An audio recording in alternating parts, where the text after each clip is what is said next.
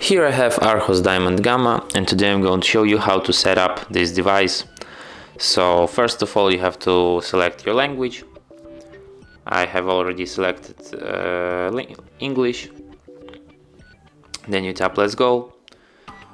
In this step you can insert SIM card if you want, but you can skip this step for now and do it later when you want. Next you can copy your data from your previous phone. But you can also just set up this device as new if you don't have to copy your data.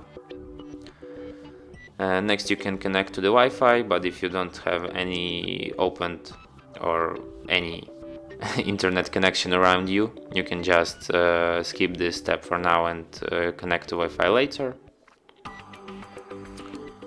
What you have to do next is to adjust your date and time settings and tap next. Then you enter your phone's name and tap next.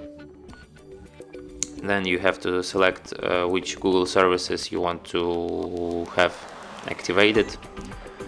You can just leave them or use them if you want, but you will need to agree with Google Terms of Service and Privacy Policy anyway. And that's it, all set.